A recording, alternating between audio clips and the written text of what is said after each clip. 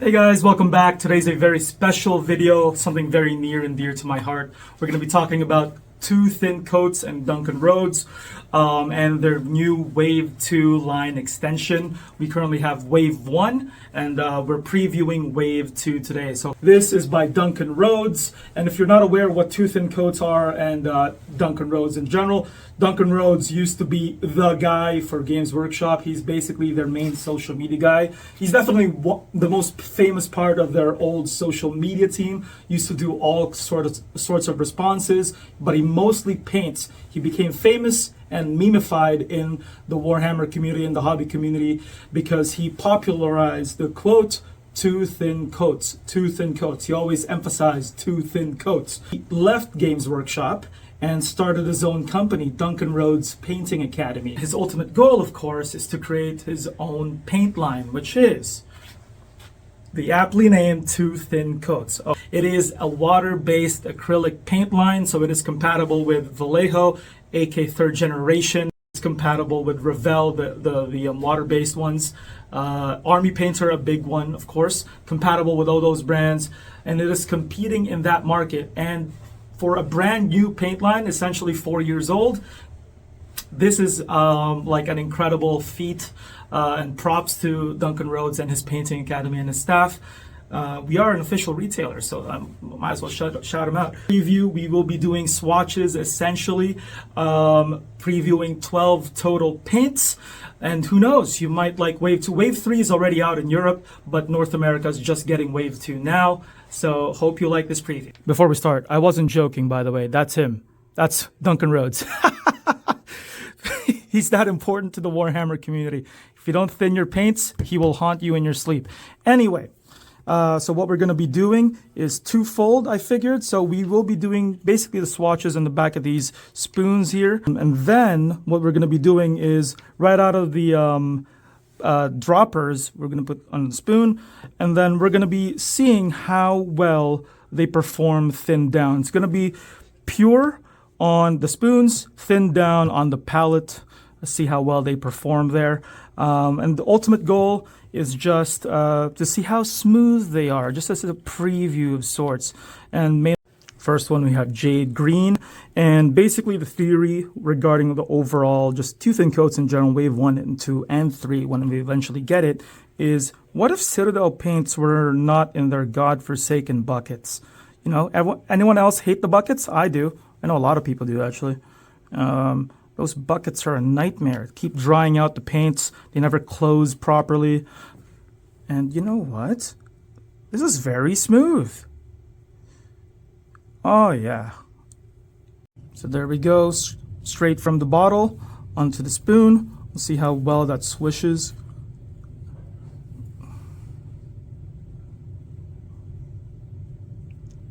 Not chunky at all. This is a perfect color for a lot of jewelry, actually. I'm just swishing it around just to see the feel of it. And this is a very smooth paint. That's why I'm enjoying it so much. If this was a white, chunky Games Workshop paint, specifically the white ones, because you know how chunky they are, then I wouldn't be enjoying this at all. But it is a very smooth experience at the bottle. I wouldn't say it's too smooth, like thin down smooth, to put to the point where you can airbrush it. But overall, smoothness-wise, yes, it is the smoothest so far. And this is kind of a standard of the brand anyway. That's what they're known for. Basically, Games Workshop paints in a dropper. Next up are Cerberus Brown and Ranger Cloak. I'm assuming that Ranger Cloak is a Lord of the Rings reference. Wait, was his cloak gray? Talking, of course, about Aragorn.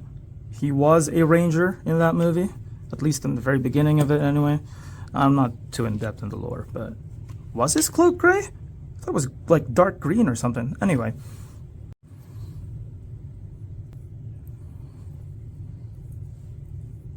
Oh, I forgot to mention, they all carry ball bearings. One thing a lot of Vallejo paints are missing, even the new ones, ball bearings inside. Now, the preferred amount is 2, one to push the other ball and the other ball that's being pushed around to actually mix the paint. But 1 should suffice in a pinch. Despite how thick this paint is, it's a very smooth experience. It's gliding. Wow, my brush is gliding. Ranger Cloak, remember when I said that this looks more gray? At least from what I'm looking at, this looks like camo green almost. Like borderline olive drab actually. So yeah, they're right on the money with the name. Now, as you saw there when I was talking about the dark green, which is thick but smooth, this one is thin but smooth. And I didn't thin it down with water or anything. This is it at the bottle. And my brush is only really just damp. Yeah, it, like, as you can see, it ran down the handle. Just out the bucket. I'm so used to this. Feels like a Games Workshop paint. But it's in a dropper. This looks kind of like that ones you would use on a Tiger 1 or something, or a Panzer 3, Panzer 4 in North Africa. So right now, this is very, very smooth. And I applied just a proper amount of water to thin it down. But my problem actually is on the mustard brown color, the Cerberus brown. Because, let me just put that on the paper towel so it's not damp or not too damp. Look at that. I only applied a singular drop of water, and that's against 2 drops of the paint. And it's receding like I thinned it down with a thinner. So I guess mileage will vary when it comes to just how many drops you apply. Now, that's typically the case for all paint brands, but this is like an extreme I've never seen before. This is bordering on pre-thinned paints, and as you saw there, I applied like 4 drops, and again, that's just 1 drop of water. It feels like a pre-thinned airbrush paint. Not necessarily a negative, but it might catch people off guard. There is a variance there. But nice color overall. I didn't expect them to go this route, a very more realistic route in terms of colors. I didn't expect that from them, but more power to them. Maybe what they're going for is a more model color, game color route, but instead of separating them to one line, it's going to be all in one line, so to speak. Next up, we got what are essentially Emperor's Children colors. Yeah, actually, these are basically Emperor's Children colors. In fact, if I have time, I may paint a mini in front of you guys. Okay, not too thin, not too thick. But this is genuinely the kind of characteristic of the paint line that appears to me this entire time. It's like the most obvious thing. Vallejo, I would say, is just the variance. And I would say the consistency in which, like, if they promise an airbrush paint is an airbrush paint, it will be an airbrush paint. Very little variance there. They may overfill their bottles, but, you know, Games Workshop have a lot of unique paints, just unique to them. But I feel like the one kind of characteristic of two thin coats in general is their smoothness. They're not as consistent as Vallejo. As you can see, there's a variance in terms of consistency with how thick some paints are compared to how thin. You'll never see that in Vallejo, but the smoothness of it cannot be denied. It's genuinely their main characteristic, I think. Look at that. Dread Red is, don't be deceived by the purple looking thing. This is more maroon, purplish maroon. And as such, it might be deceiving to people. I thought it was Emperor's Children. This is like World Eaters. Granted, to be fair, I didn't read the name. It is Dread Red. This is Emperor's Children for sure. Amulet Purple. And overall, coverage-wise, are quite good. But again, consistency is not their strongest suit, because as while they are very consistent, very smooth, these guys, this particular one, right? We'll fix it in post. We'll fix it. Now let's do the typical paint swatch sort of swipe. Let's see if we can accomplish that. Because if it's as smooth as the other paints, we should be able to accomplish that pretty easily. Let's see. Yeah. So that was Witching Hour blue, not quite an ultramarine blue, but very vibrant, very gem-like. Oh. Okay. Kinda, but it is noticeably thinner than the blue. I think it's not really a problem if you prefer it or not. It's just maybe a brown consistency thing. I've noticed that it's always the brown colors. So this one is a flesh color. Now this, I think, is the North African color. More realistic, and I think this would fit perfectly well for anyone doing any sort of North African schemes. Maybe they are branching out. This particular one isn't just good for flesh. So one of the things I'm noticing regarding Too Thin Coats is that their paints are drying borderline matte-like. I would say this is closer to satin, but it's pretty close. It's threading the line. None of them have been glossed so far, though granted, I feel like that should be a given for a lot of people.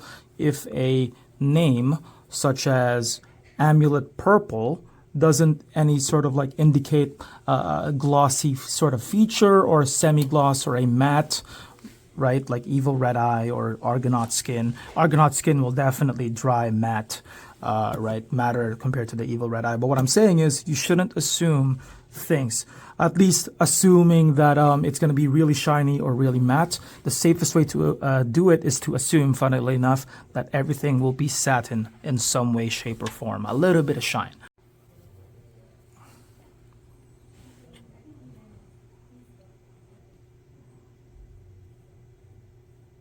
So these are the paints, by the way. Evil Eye Red and Argonaut Skin. Too Thin Coats typically worked, at least Wave 1 did, on a triad sort of system where there would be 3 shades of a particular color, and then it would move on to the next closest shade, which through the triad it would mix on both ends, like sort of like a gradient. But it seems like they're truly expanding their line, because at least from the preview paints that I've been given, there is such a big variance in terms of the colors. Obviously, the browns are close. That is a shade or two darker than each other, but the other paints, these are the last paints: Perisher Pink, Sentient Turquoise, and Hydra Green. As you can see, there's some variant. I don't know if it's a triad system. We'll find out at the end. But from what I can tell, at least, overall, the paints, while they may not be consistent in their mixes, I'm not sure if that's intentional or not, especially with the browns, they're thinner. But in terms of how good it feels to paint them, excellent. Tier 1. I've already mentioned how smooth they are, of course. So just an incredible experience overall. It's like a video game. They've optimized. Okay, this one is very runny. It's like they optimized their points, put all their points into the user-friendly experience. Okay, that's much better. Wow, and this is out of the bottle. And obviously turquoise, while there's not a lot of military use, one nice use for it, aside from anything gaming related, if you're in a diorama of some sort, what I would do is I would use this color. I would mix it with some sort of bright blue, kind of like this, thin both of them down immensely, mix the two on top of a white primer, and what you would get is the emerald green that you would find on like Lake Louise in Alberta. So if you want that sort of green lake look for your diorama, like the water, it's perfect. Oh, this is like Hydra Green it feels like Dark Angels green. Sort of green that you would use for the Dark Angels if you have that army. Their main base coat with Jade Green as some sort of highlight, or the second coat on top of it. Oh, this is despite it being deep color, and actually this is a theme I've noticed, a lot of the deeper colors here are very vibrant, despite how dark they are. So this is probably, I might just be like under some sort of spell here, or maybe just the lighting conditions in the studio, but this stands out so much. It's absorbing so much of the light that it's for some reason making it more stand out. Am I crazy? This is a nice sort of color to it. And again, very smooth. I'm going to keep saying it. It's the main theme. You know, it's not a comparison video. That's going to be for another time. But I keep mentioning it. Its main competitor, Vallejo and Citadel. A lot of their paints are not as thick, or not as thick and not as smooth as this. So it's like this paint for, you know, this paint line, while it may not be consistently mixed as the other ones, again, the user-friendly experience. This is such a fun paint line to swish around, even at its thickest, literally directly out of the bottle. Undefeated experience, I think. So it trumps any other negatives, and there are barely any. Just a little painting intermission. For my Emperor's Children. I am really liking this purple.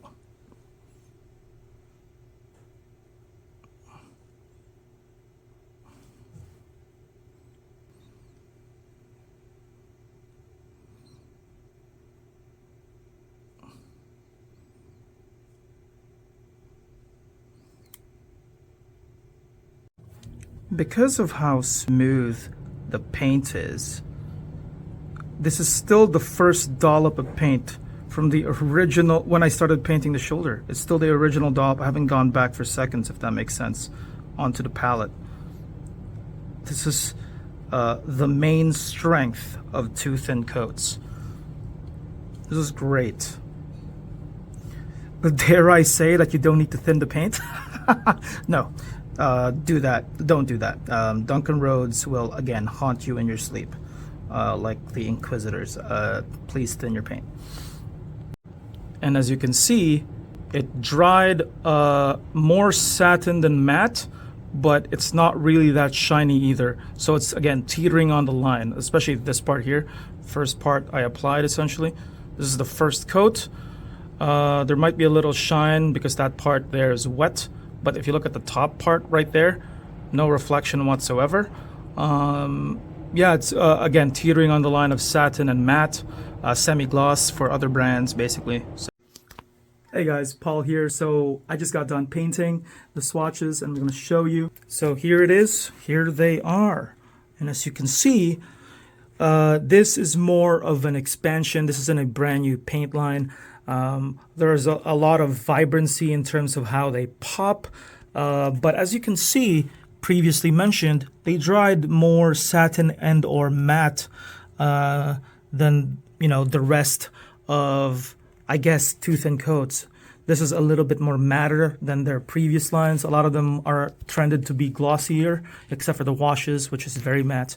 I separated these three to the side because these three, so everything else was smooth when they dried. These three in particular are, well, this Jade Green was actually quite thick out of the bottle. So as you can see, it kind of had that look.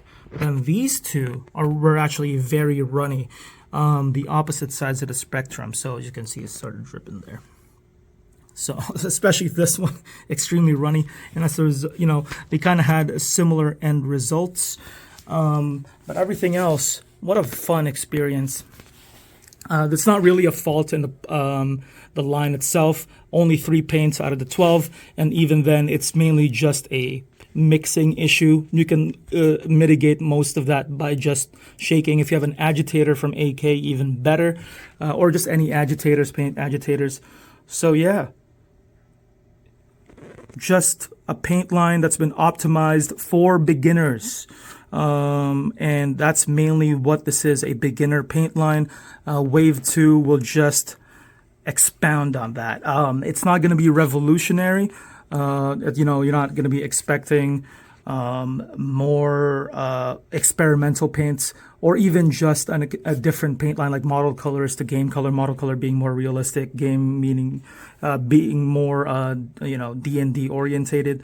Nothing like that. But again, just because nothing has been revolutionized doesn't mean it's bad. A fun experience throughout. There is a paint conversion chart. This will be on our resource page. On the website. That's it for me today on our socials, and I'll see you guys next time. Bye bye.